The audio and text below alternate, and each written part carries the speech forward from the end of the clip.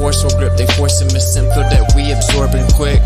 Took the people's signature to mean extorted it. They forging it. If news anchors informants who informing them there's a surplus, but they tell us there are shortages. Credit economy mortgages, dollar that's supported with empty fortresses. But what's important is this: we courting ships, important gifts. Of course it is what extortion is, in accordance with an assortment list of foreign tricks. We ignoring which informant this, informant this.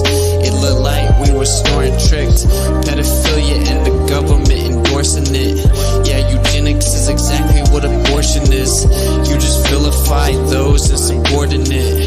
Way to matrix engineer, that's unfortunate. Geopolitically we in a field that's for Israel. Wonder is it real? Rappers actors say they high, say they sip with pills. Glorify suicide so they get the deals. Big pharma set it up just to flip the pills. Control the music industry until the scripts get filled. Geopolitically, yeah, we in a field that's for Israel. Wonder is it real?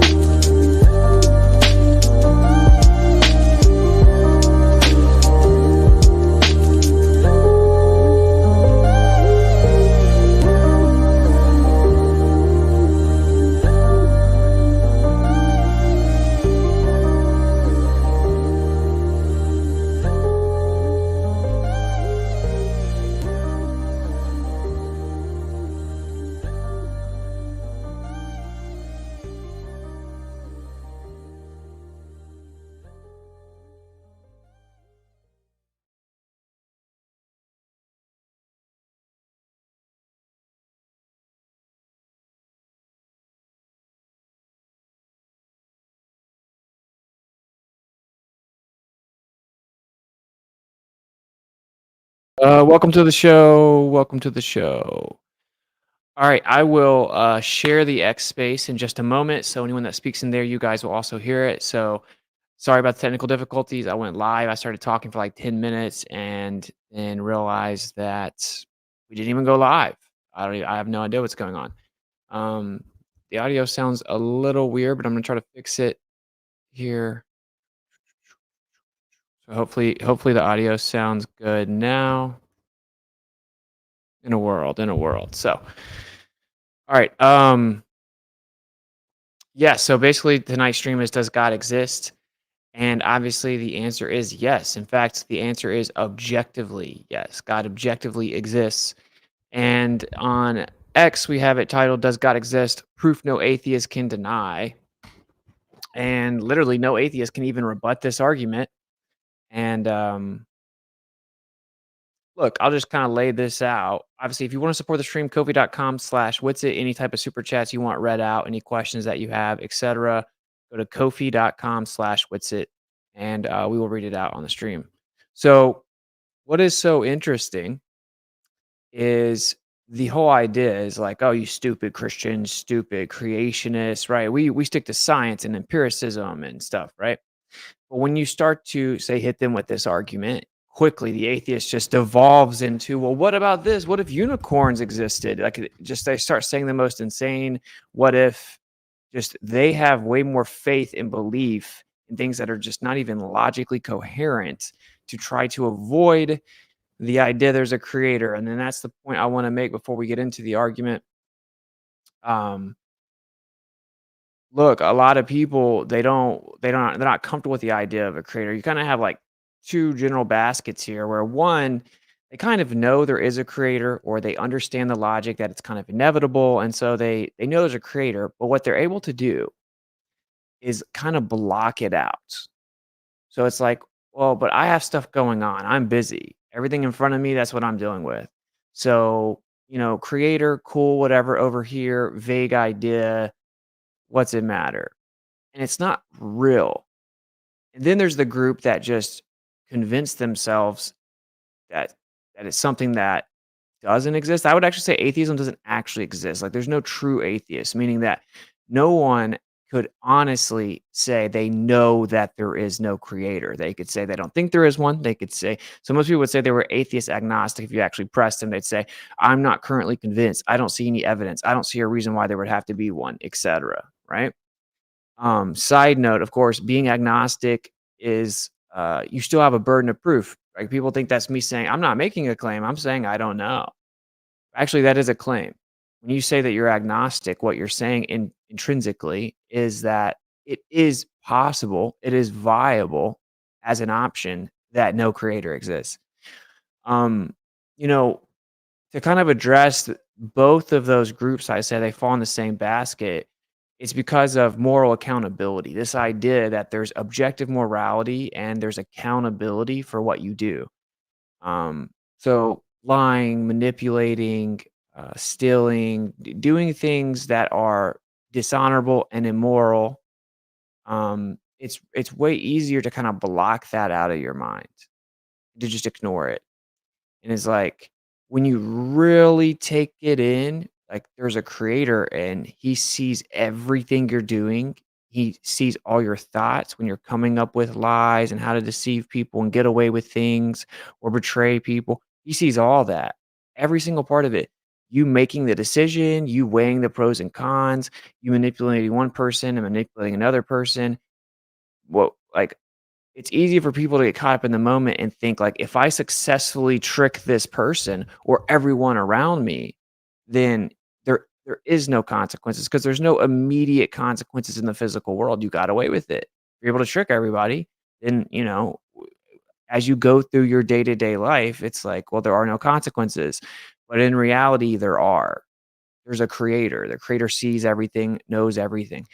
That's intense. That's intense. Um, People don't like that.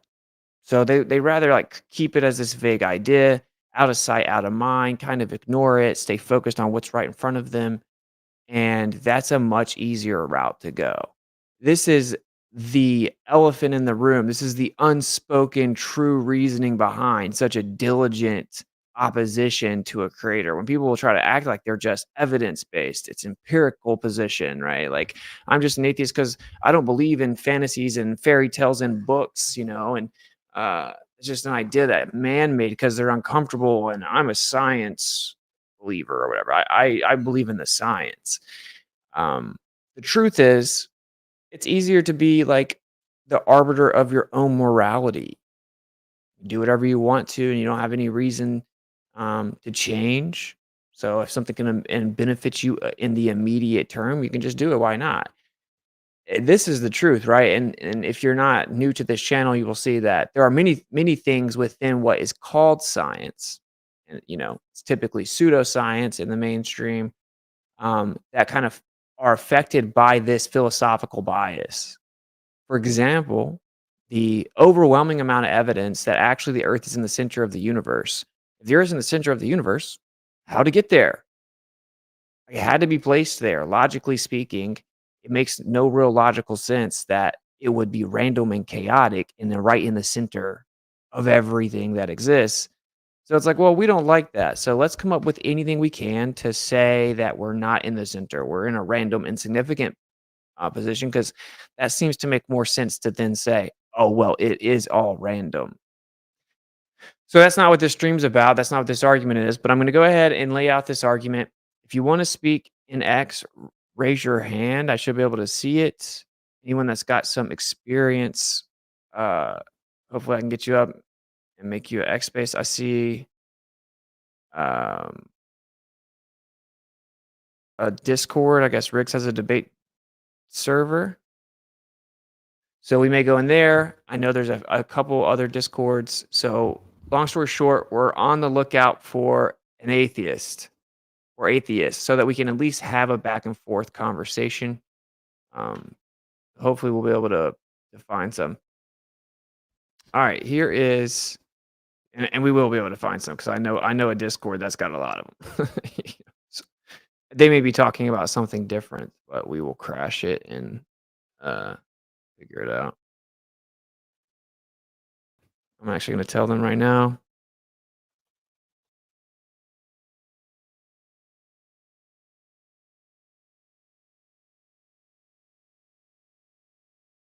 All right, cool. Um, Here's the argument, and it is damning. I actually debated a PhD about this recently, a couple days ago. It was two of them, and there's a lot of interrupting, deflecting. They didn't want the point to get out, and a lot of like just bad faith, kind of appeal to possibility, non sequiturs, red herrings, poisoning the well, and reification fallacies, appeal to possibilities. Um, we have a logic course coming out soon, and I encourage everyone to stay tuned. I'll actually even create a sign up for a wait list because if you familiarize yourself with logic and reason, you have an advantage over 99.9% of people. And this applies to everything. If you're just trying to make a wise decision, if you're trying to make an employment decision or do something in business, or if you're trying to find the truth of any situation, if you're trying to convince someone of your situation, if you're trying to sell something, right? Like the art of persuasion, for example, and this is just a side note, the art of persuasion, you have three primary components, right?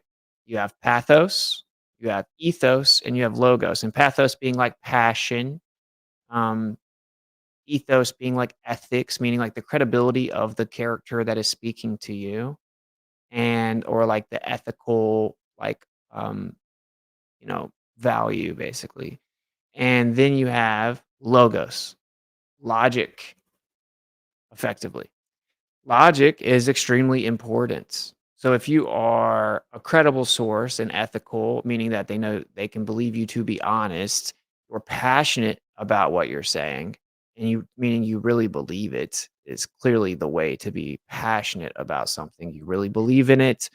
And then for it to be logical, sound reasoning, you combine those three and you are extremely persuasive. Of course, the art of persuasion is an extremely beneficial trait to have in life. Be able to articulate yourself, be able to persuade people. So that's a side note, but I do encourage people to learn logic because you're much more difficult to be deceived, and it's way easier for you to find truth when you can actually logically deduce things, apply logic to it, and there are some glitches in how you do that. So anyway, all right, you just say stuffed in word salad. All right, I brought that up because I noticed I was just throwing out a bunch of fallacies, and I forgot the average person really doesn't know the fallacies, right? Like, appeal to possibility is like your argument isn't true simply because, something's possible, right? In like very simple terms, it's, self-defined. Reification fallacy, also known as a concreteness fallacy, and these are important because they are going to come up for sure, is basically you take an idea and something that's abstract, so it's not actual, it's not real, it's not physical, like freedom, right? You take an abstract concept and then you attribute concreteness as if it's real and physical. That's called a reification fallacy. Like saying that space curves and bends and warps. No, it doesn't. Nor does love, right? Okay, okay. Now we know what we're talking about when we say love, right? It is this strong emotional feeling that you hold towards another person. It's basically us describing a feeling. Um, but you can't bottle up love. All right. We'll go through more of the fallacies later, but you're gonna hear these from atheists all the time. I just want to ask any of the viewers, like honestly, right?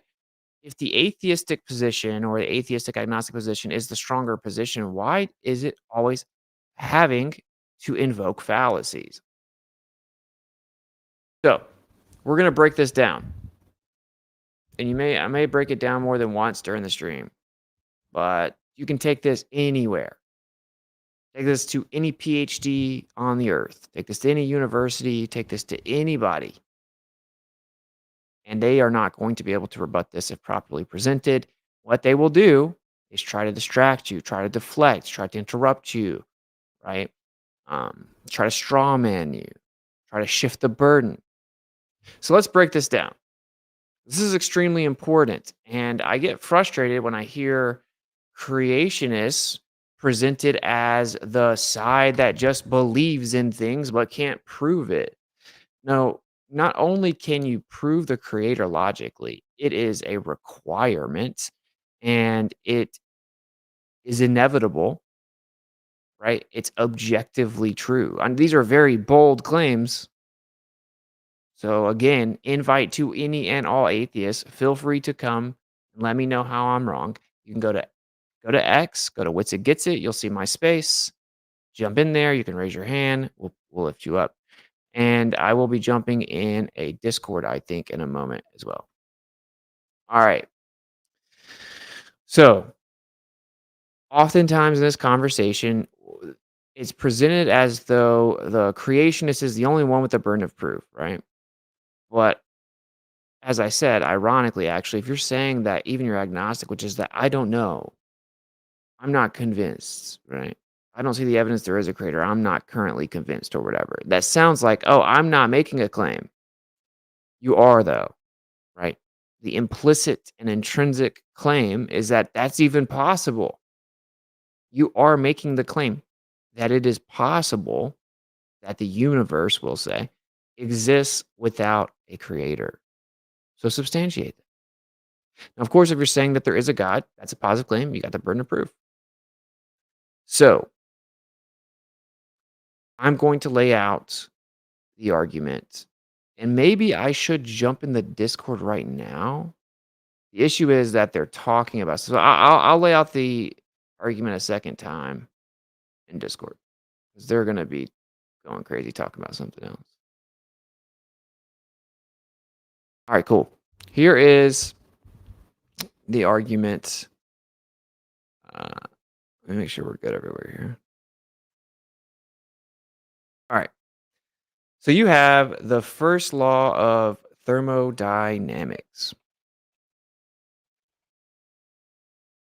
You have the first law of thermodynamics, and this is simply that matter and energy cannot be created nor destroyed. All right, let's break this down really coherently. Okay, so let's say you're an atheist. The idea is, look, man, all I see is the material world, man. I have my own thoughts. I think my own things. I don't see a God, right? And I stick to what I can prove, right? That's what they think. And they mean empirically, physically, materially prove.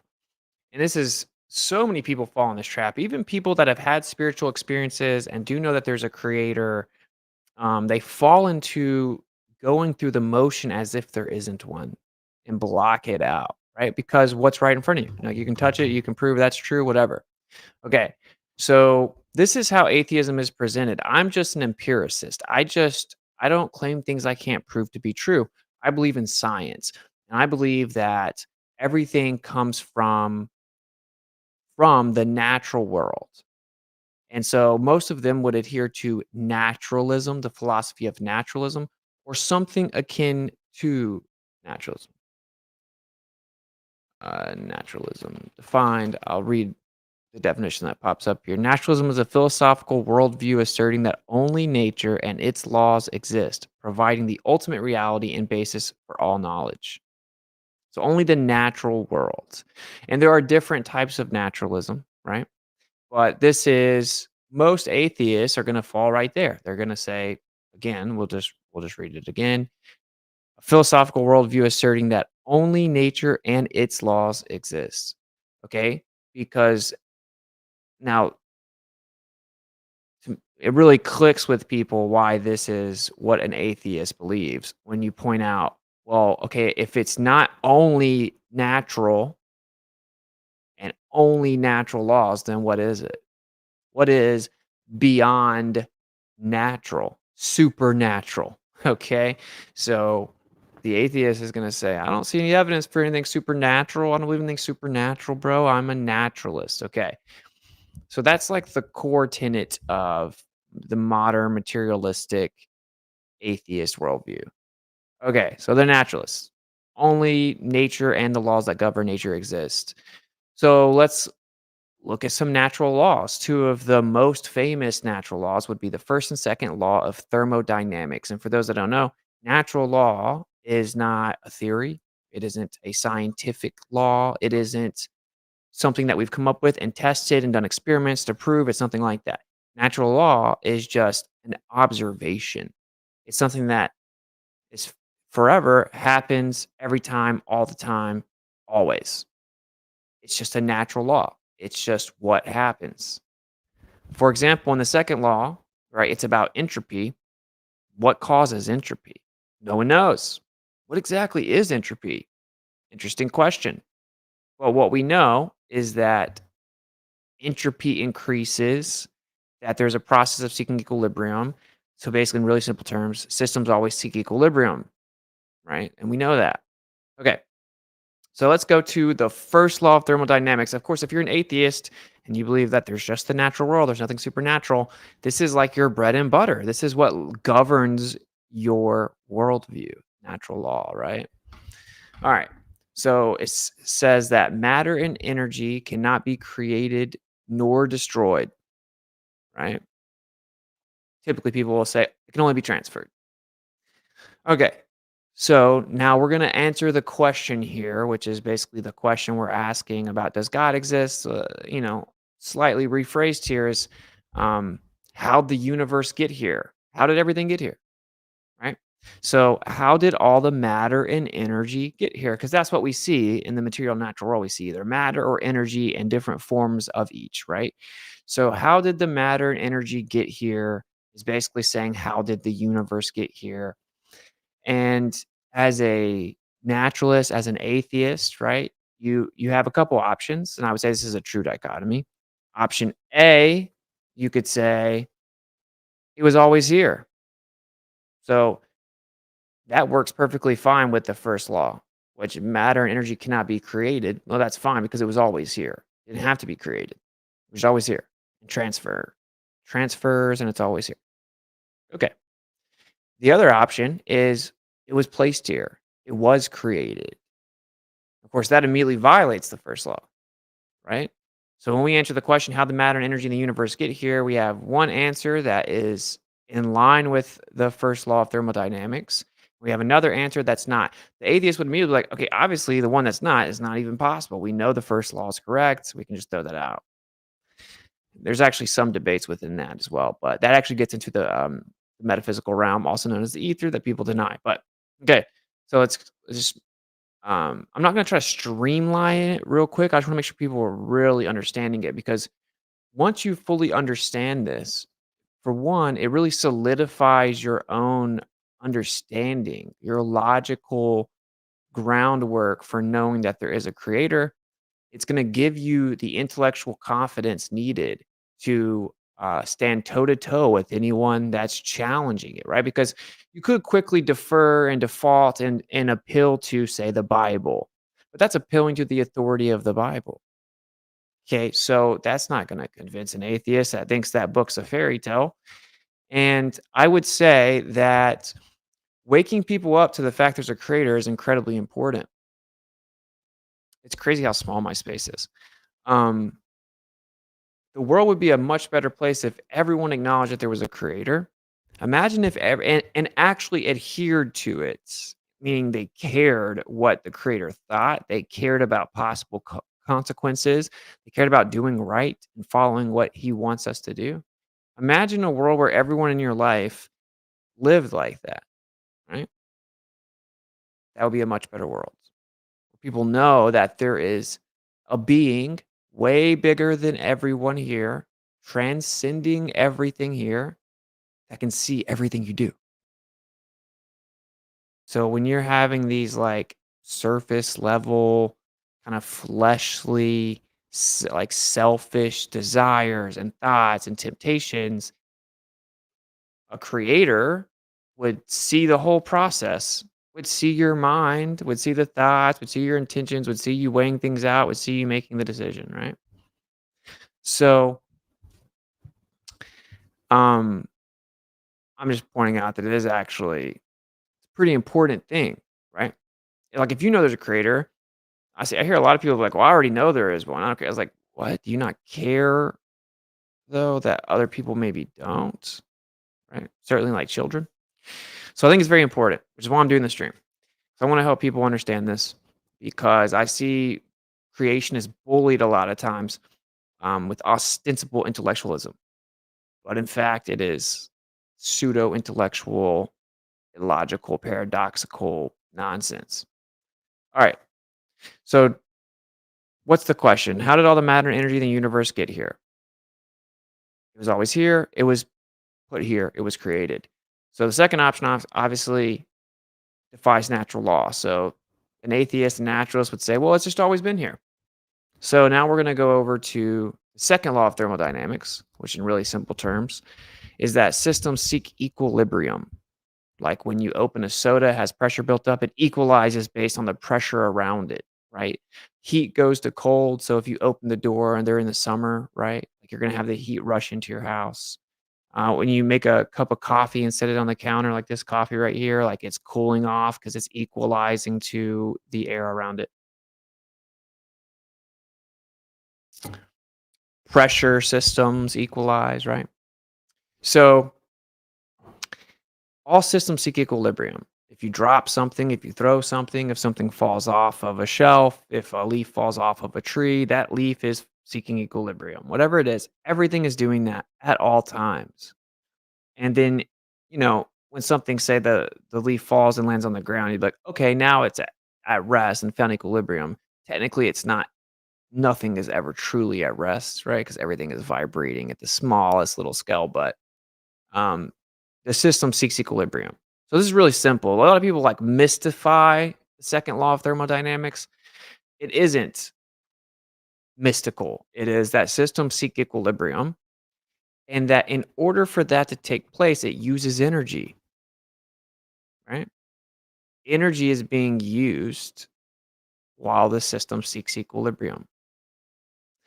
So what this means, as entropy increases, that the amount of usable energy decreases. Because if you're using energy, right, then obviously the amount of usable energy is going to decrease because you're using it. And so obviously the universe is always going to be seeking equilibrium. Everything within it's always seeking equilibrium. Entropy is increasing, right? I don't want to get all the way into the intricacies of the second law because it's like it depends on how like particular I'm gonna be, and it'll take over the whole stream, right? Where people say entropy and they try to claim that it's like the law of disorder, and then it's like, well, that's not really all that it is. And they're like, oh, I only in isolated systems don't actually exist in nature, and that's idealized and all these things. This is where the whole like glossed over eyes come from, and they mystify the second law. It's really simple, bro. Systems seek equilibrium. Everything's trying to get to a state of equilibrium, and the total amount of usable energy is decreasing as systems do that. Okay. So the amount of usable energy in the universe is decreasing, right? So now for those that are all within kind of like the pseudoscientific mainstream academic, like brainwashed type of state or approach, I will use a couple quotes here. Now, I'm not appealing to the authority of these people. I'm appealing to the logic of the point. All right. Quote, it is said that an argument is what convinces reasonable men, and a proof is what it takes to convince even an unreasonable man. With the proof now in place, cosmologists can no longer hide behind the possibility of a past eternal universe. There is no escape. They have to face the problem of a cosmic beginning. That's Alexander Velikin, Many Worlds in One, The Search for Other Universes. Illinois in 2006. Okay. This is important because think about what we just said. How did all the matter and energy in the universe get here? It was always here. It was placed here. It was created. Okay. Well, that defies the first natural law of thermodynamics. So if something is beyond a natural law, what is it? It's supernatural. If something is creating, then what is it? A creator, supernatural creator. Uh-oh, bad words. Me no like as atheist, right? So it had to always be here. The second law again, oh, we have an issue because if again, just really think about it, if we're answering the question and we're trying to apply the first law, if we have to say it was always here, then there could not have been a beginning, right? There can be no beginning with the claim that the matter and energy have always been here. That's obviously antithetical to beginning. You have a beginning, it wasn't always here, right? Okay. Now, for a long time, there would be this debate about how the universe was eternal. People will still say that today. And you talk to the average person, like layman, they'll just throw that out there. The universe is eternal, right? It's just always been here. Who's to say that it started? And this is because obviously you have the age old predicament of the Big Bang, and everyone, even Rogan has a clip. Maybe we should play it. Let's actually play that clip real fast.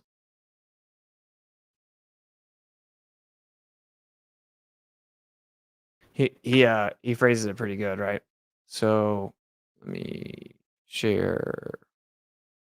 I don't know if you'll hear it on the space.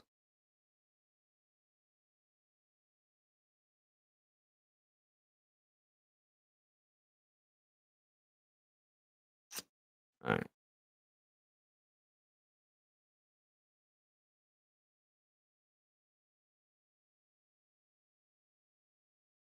really?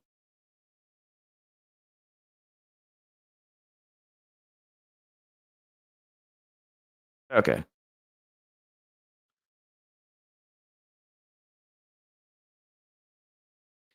Okay, whatever, forget it. It's pretty simple. Point that, people always talk about, oh, oh, these you believe in miracles, oh, Jesus did miracles and all this. But mainstream science asks you for a miracle, to believe in a miracle, and that's the Big Bang. Basically, at this infinitesimally small singular point,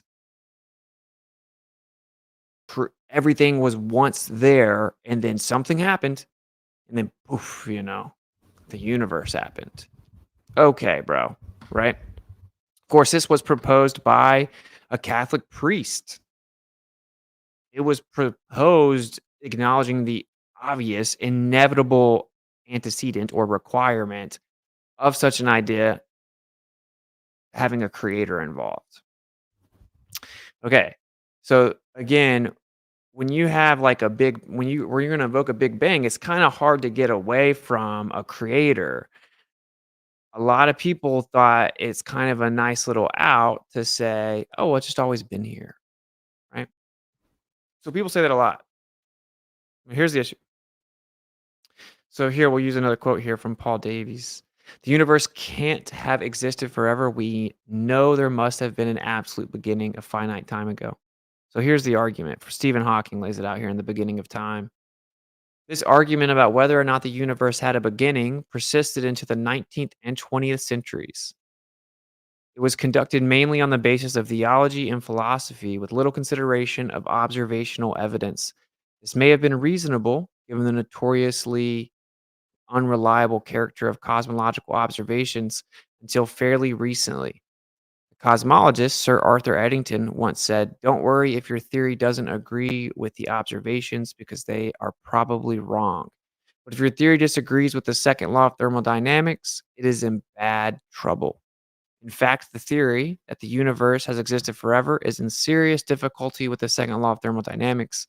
Second law states that disorder always increases with time. Like the argument about human progress, it indicates that there must have been a beginning. Okay. And what some people will say is, well, maybe the second law is wrong. And here's Arthur Eddington. If your theory is found to be against the second law of thermodynamics, I can give you no hope. There is nothing for your theory but to collapse into the deepest humiliation. Now, the second law is one of the most bulletproof, unavoidable natural laws that we know happens all the time. And this is what I mean by what atheists will do is stick their chest out and they'll say that they're scientific and empirical and naturalist and all we need is science in the natural world and nothing exists outside the natural world and everything can be answered with the natural world and the natural laws that govern it. But when you start to engage with them, they'll quickly start throwing stuff out. They'll be like, "Oh, maybe the second law is wrong. Maybe this. What about this? What if this?" All they ever can do is just start baselessly appealing to possibility. All right. So let's kind of put all of this together, right? So where did all the matter and energy in the universe come from? According to the first law, matter and energy cannot be created or destroyed. So if we're going to be a naturalist, it had to always be here. Second law, systems seek equilibrium, entropy increases, the amount of usable energy decreases. So the amount of usable energy decreases over time, requiring a beginning point to decrease from. And he used the analogy of human progression. If human or humanity is progressing, was progressing from a beginning point. You can't just run the clock back infinitely and just regress forever. So the fact that there is an amount of energy and it is decreasing, it's decreasing from a beginning amount. So therefore there has to be a beginning. When we go back to the first law, in the first question with the first law, which is how did all the matter and energy get here? It couldn't be created, had to always be here. We know that can't be the case because there was a beginning. So what does that leave us with? It was created. And so if the matter and energy in the universe was created, that would defy the first law of thermodynamics. It would defy natural law. Okay, well, by definition, that would be supernatural. Beyond nature is the etymology, right? So supernatural, beyond nature. So you have to defy the first law of thermodynamics. So you need something supernatural. And then if it's creating the matter and energy, what's the necessary antecedent to creation? This is the part that the atheists will just panic, hit the evacuate button. They're out of here, bro. They start melting down. You're begging the question. You're assuming. Well, first of all, just answer the question in good faith. Okay, what's the antecedent to creation? You'll be hard pressed to get an atheist to even say the word out loud. They won't even say the answer. In good faith, you should be able to answer any question during any debates. Okay. And the answer is a creator, obviously. Necessary antecedent to a creator is a creation is a creator. Necessary antecedent to a painting is a painter. This is just how it works. So the necessary antecedent to creation is a creator. So now what do we have? This is nothing to do with the Bible, nothing to do with any religion, nothing to do with characteristics of a creator or personalizing a creator or anything like that. This is just factual, empirical evidence, logically analyzed. That is all this is, right? What we're left with right now is a supernatural creator.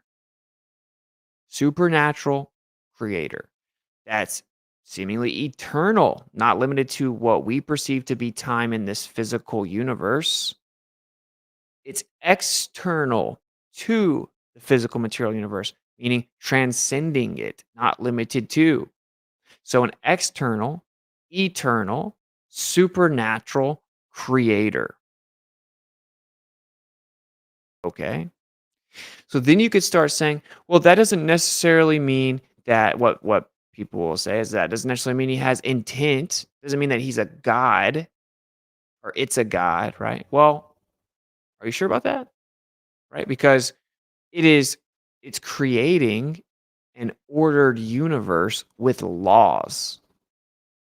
In fact, we just used those laws to find out that that supernatural creator was in fact there. The universe is governed by laws. Okay, so there is an actual system in place that governs how the world works. Well, laws require an author. For any logical coherency to exist, we must acknowledge that the laws required a lawmaker. And, this random chaos idea, uh, first of all, you can't get like extreme, repetitive, sequential, intrinsic order from chaos. These are more of the nuanced conversations, right? The follow-ups because this is I hate to break it to you, man. Let's be real about this. Let's just back up for a second because what you'll find is you'll start having atheists like all of a sudden brushing under the rug like a supernatural creator, and they're just like, that doesn't mean it's a god. It's like, okay, bro.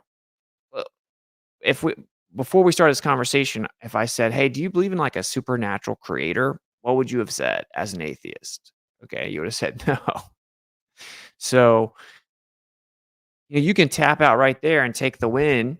It's like, okay, so, as a person claiming to be an atheist, you are acknowledging there has to objectively be a supernatural creator that created everything that exists and transcends it and was here before it was created.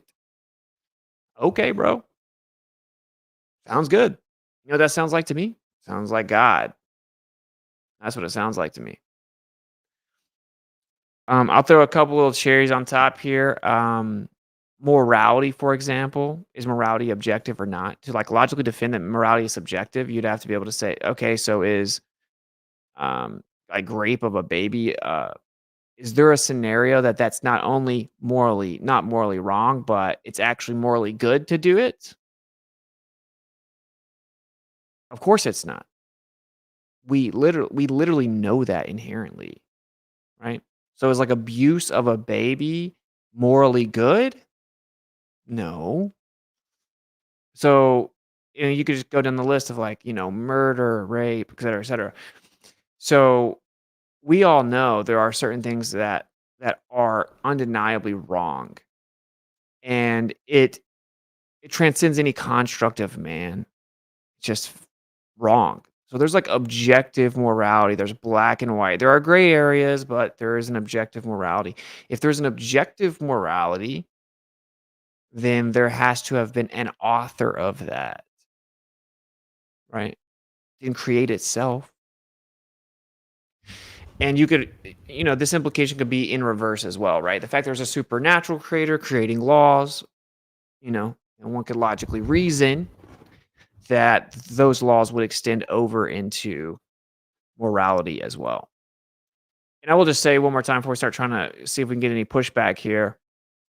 I really encourage the listener, like, yeah, just like think about this because I'll be honest and transparent here, right? There are times that I get caught up in my own life. There are times that um, I'll get I'll get angry with someone or I'll get upset with someone or I'm like, "Oh, this would be the easier route." Or maybe they don't need to know this. Or like, what oftentimes happens to people is they do something wrong, they get caught up in the moment and do something they shouldn't do, and they wanna hide it. Because it's like, well, I mean, no one knows, only I know, or only me and this other person know, or whatever, but really, the creator knows. And, truth always ends up coming out.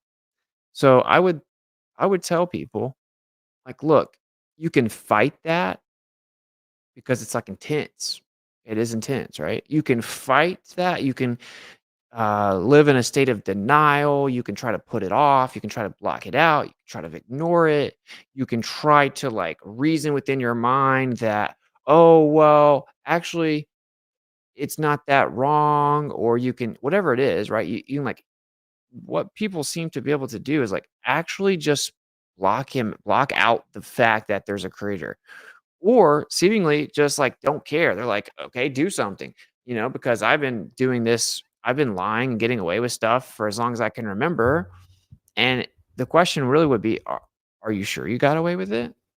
Did you get away with it? Because in like the carnal mind, people think, oh, I got away with it because the people I lied to believed me. I never got busted by those people, or I never got put on blast. But it's like, okay, but what else happened to you? See, we don't really like associate negative things will happen to, and do we necessarily associate it to the stuff that we've done wrong if it's not directly connected? No. So I'm bringing up lying because that's a big one. Lying, manipulating, hiding, because people really think that is like their objective is so like short sighted and temporal in the moment, right? They like, okay, say I'm lying to you, like all I'm thinking about is tricking you. And once I can see that you believe what I'm saying, it's like, okay, I got away with it. But there's a creator that saw the whole thing, bro. Okay. The creator being personable and benevolent, the creator is benevolent, which I would say undeniably the creator is benevolent. Look at all the stuff that we have here, all the abundance, right? The scarcity only comes from greedy men monopolizing the way that stuff is distributed. Think about like one seed, eat an apple, take a seed, boom, get a tree that grows tons of apples. Like abundance is overwhelming. We get to make little mini me's, we get to make children with our characteristics that we see ourselves within as they grow up. We get to teach them, right? Like, look at how beautiful nature is. Look at how beautiful the stars are. Look at some of the landscapes that exist in the world, some of the sounds that exist in nature, some of the animals we get to interact with, the fruit that, like, the truth is, if you actually step back and you don't just hyper focus on bad things happen, this place was created for us. Like, there's tons of stuff here that's like would not be here for any reason other than for our enjoyment. So, um, there's that. I think that is much more meta, but I wanted to make that point. I really encourage people to kind of think about like, yo, what I've never really thought about what Austin's saying. Do I kind of just like go through the motions in life and I don't think about it?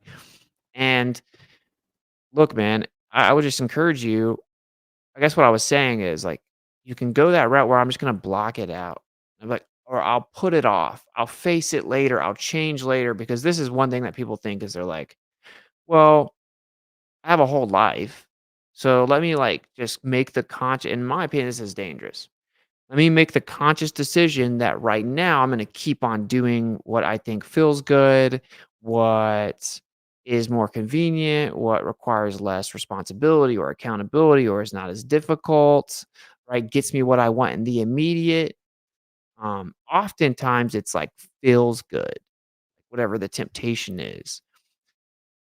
Let me just keep doing those things right now. And eventually, one day when I get older, I'll kind of turn everything around and stop and I'll admit it. I'll admit it later. That is very dangerous. First of all, how do you know how long you're going to be here? Secondly, how do you know that that mentality doesn't maybe even affect how long you are here? How do you know like what consequences are going to come to you in what form because of that?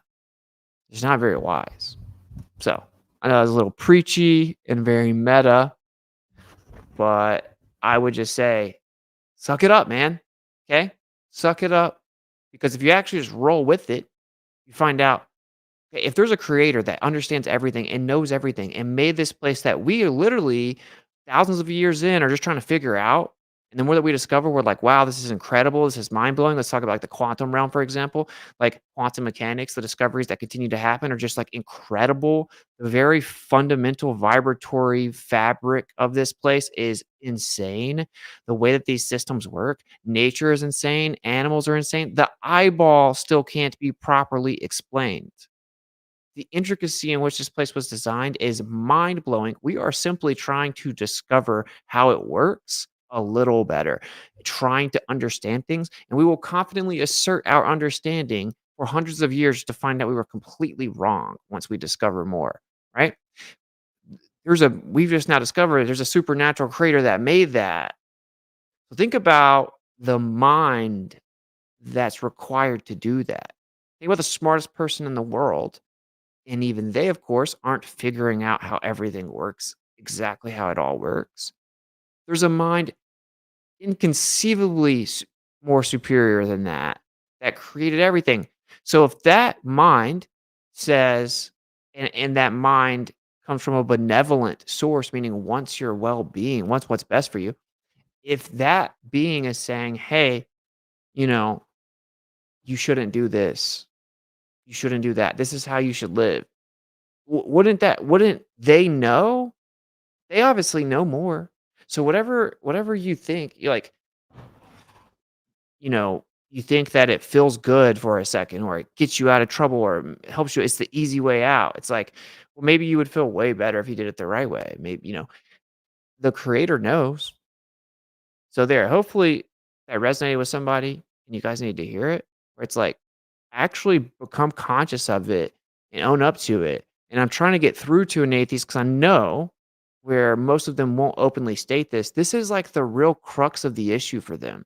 This idea that some creator is going to tell them what to do, and that there's some accountability and it comes with more pressure and responsibility. And then in addition, um, they've had some experiences that were negative, right? So like they're bitter about something bad that's happened to them and they have resentment. And so they like kind of extend that resentment to a creator. And if there's a creator, why would they allow that to happen? Even if there is a creator, I got beef with him because he let that happen. I would rather believe there's not one because I would have to think that he's evil or whatever.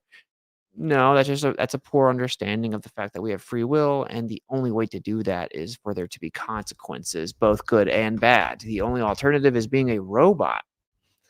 So yeah, bad things happen, man.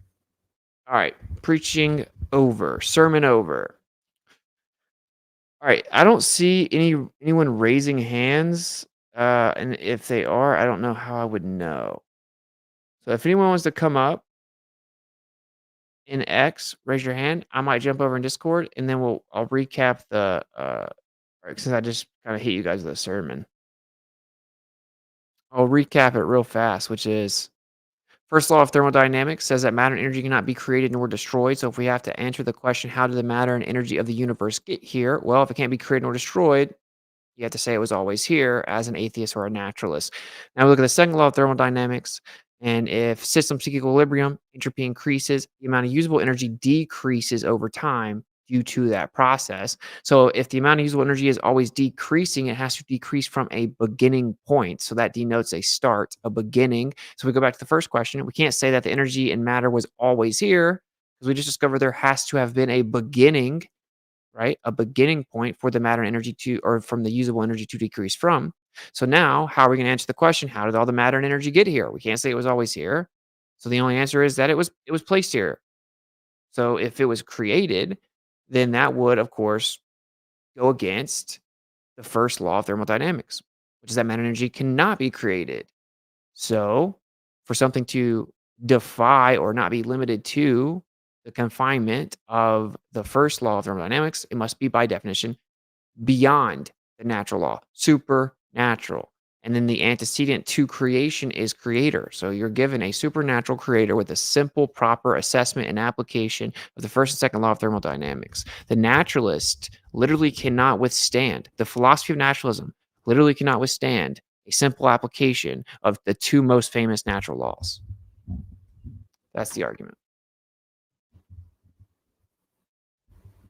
Atheists. Like, I'm confused there are no hands, and so it makes me think that I'm just not seeing that there are hands. Is there, like, a place to check where the hands are? Manage. There we go. Uh, okay, yeah. I don't see any hands. It's all good. Alright. I'm gonna try to actually I just don't is there any way for me to oh, there we go, I see a hand. Is there any way for me to, play audio through the space for you guys to hear? Zach, what's going on, brother?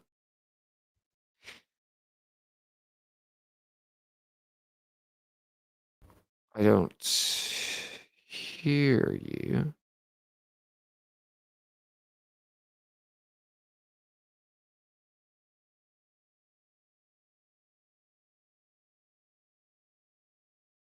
Oh, what's up, brother?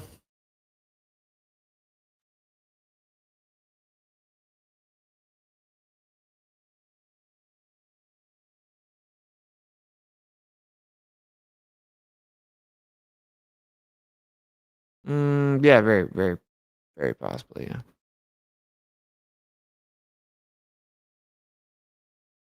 Um, well, I'm not gonna make any specific claims about it. Obviously, I've heard claims about it, but yeah, like just thinking about the idea of just imagine someone just walking out there way back in the day prior to any real specific religion and then eating mushrooms. They're gonna start thinking all kinds of profound, like much deeper kind of how did everything happen ideas.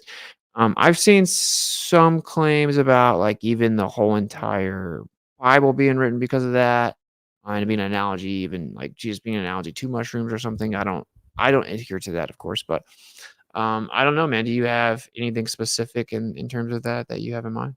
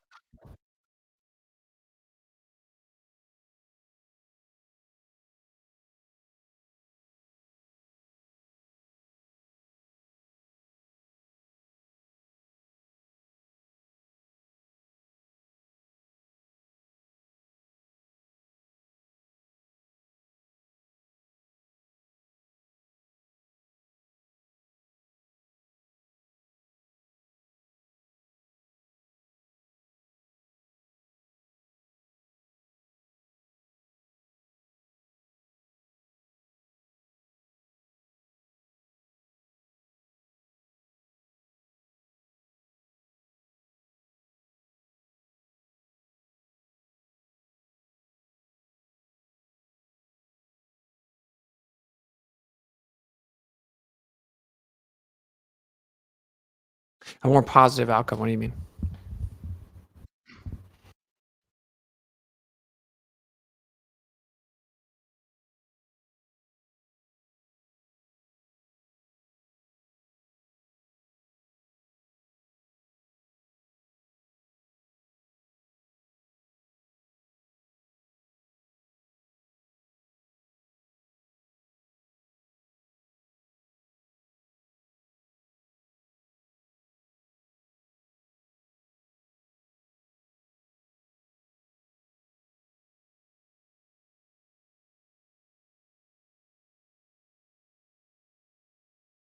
Hey, just a sec, just a sec, just a sec. They're telling me that they don't hear, so I just want to see if I can get them to hear. All right, you keep talking? Can you guys let me know in the chat if you guys hear him now when he talks next?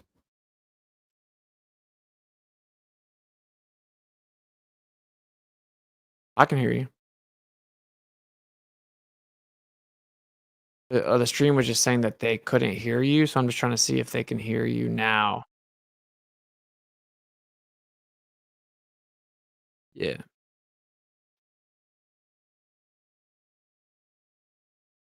It is weird because I have the source shared, so they should hear you. Nothing yet. What's it? You need a sound guy? Yeah, I need tons of people to help me with stream. All right, I got an idea. What we'll do? No one panic. We got this. All right. Can you talk now? Yeah, for sure. Mic check. Mic check. See if you guys heard him say mic check.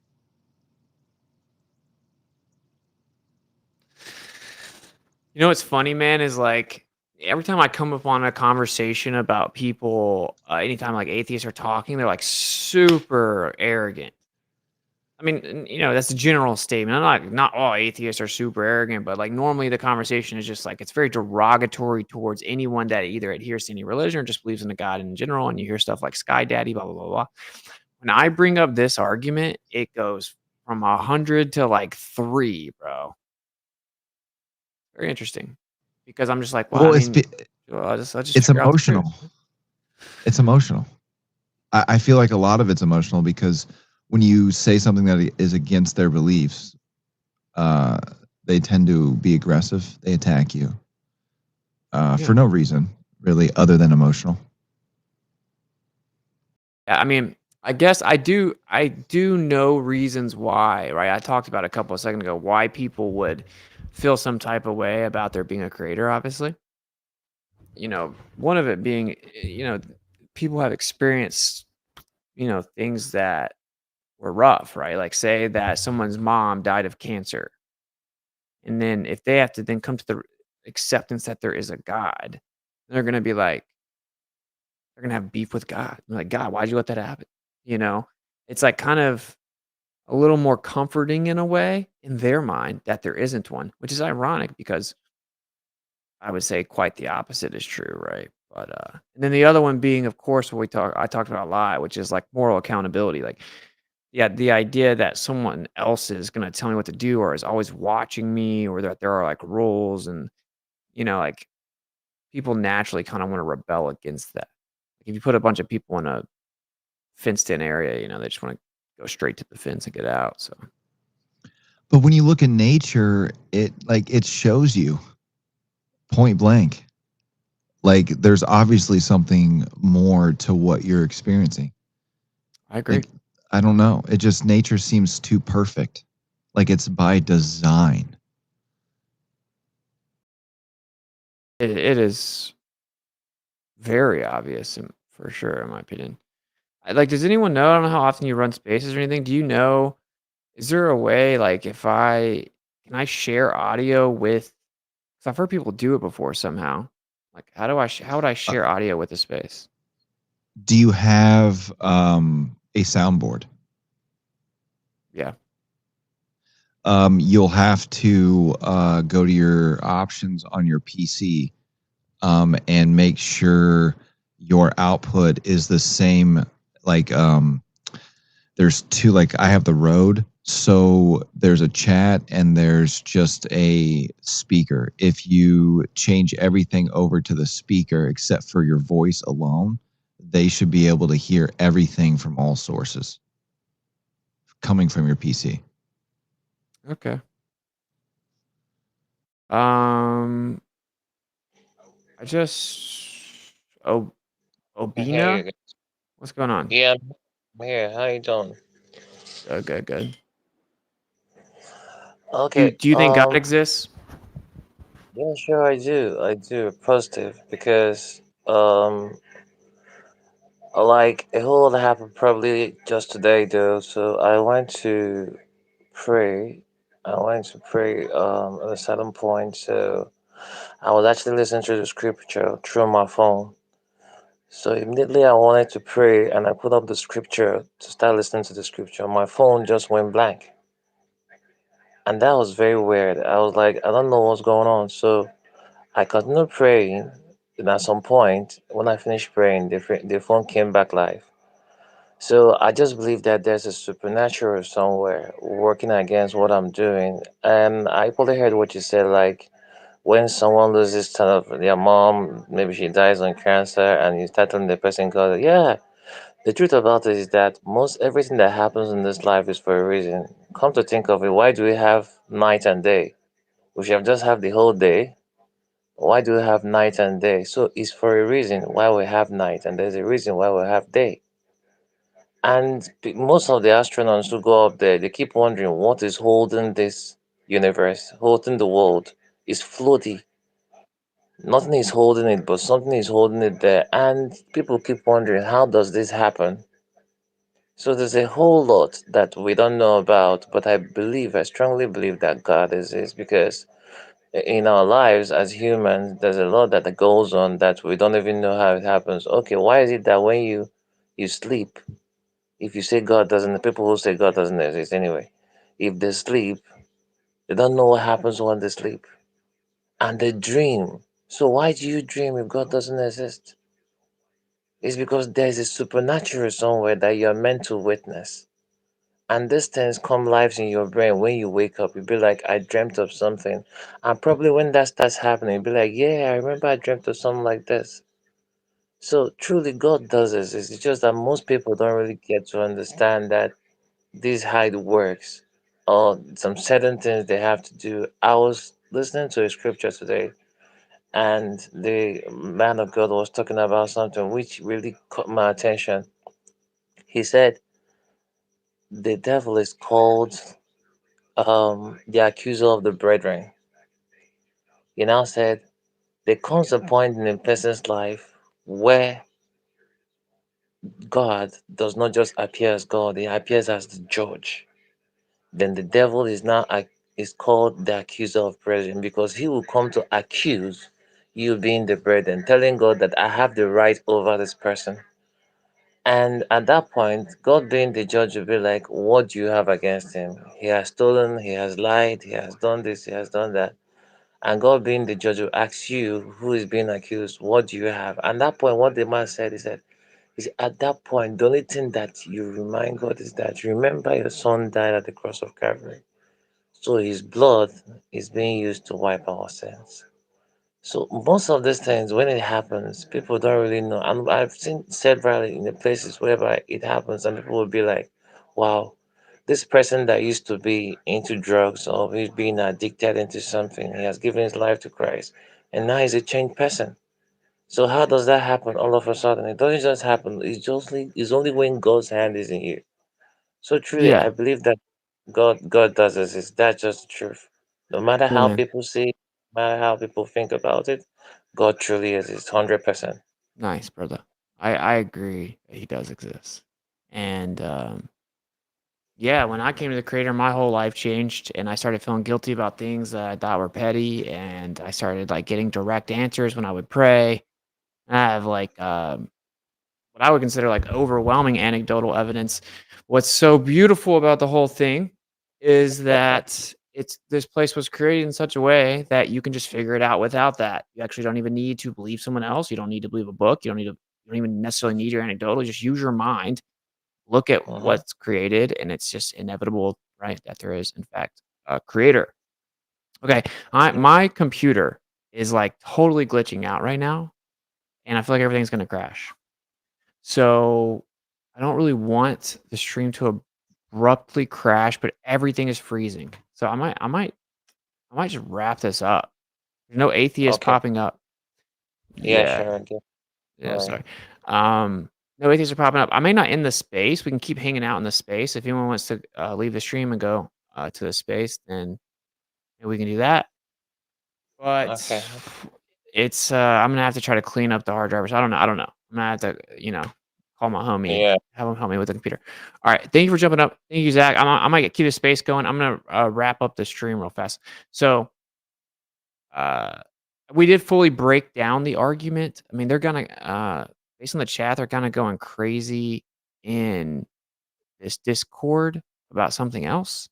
And I know the space won't be able to hear me unless I get that set up. So in the future, I'll make it to where we could pop back and forth space, Discord, and they can hear each other or whatever. Um, but at least, the stream title Does God Exist? You can tune in and you can see the argument, right? There are many Yeah. different arguments, right? Like I said, objective morality in and of itself shows you that a creator exists. For there to be any type of laws, including natural laws, also shows you that a creator exists. So there's that. I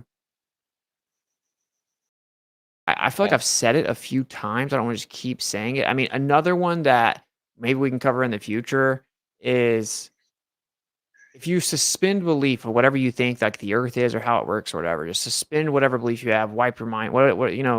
It's the mark of an educated mind to entertain an idea without accepting it, right? I Yeah. would exchange the word educated and just say intelligence. But Okay. Yeah.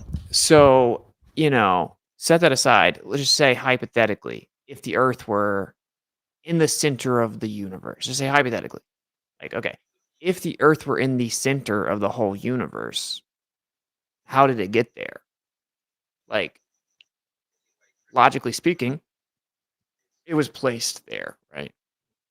Yes. And the evidence is Who actually played? overwhelming that the Earth is in fact in the center of the universe. Interferometry has shown that it's not moving, and then all celestial observations, even as we advance with telescopic capabilities, keep showing that the Earth is in the center. And we just keep on making up stories that time and space bend and warp and slow down to trick us into thinking that the Earth is stationary when we measure it with interferometry over 10 times more sensitive than it needed to be to detect the alleged motion of the Earth when we're moving around the sun.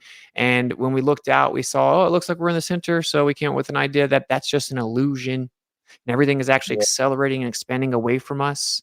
And it creates the Yeah. illusion that we're in the center. So my point is like, there's a reoccurring theme where man, certainly within this academic world, they want to reject a creator. They want to reject God, reject Yah. And there's a quote from Heisenberg that I really like, which is that it's the first sip of natural science.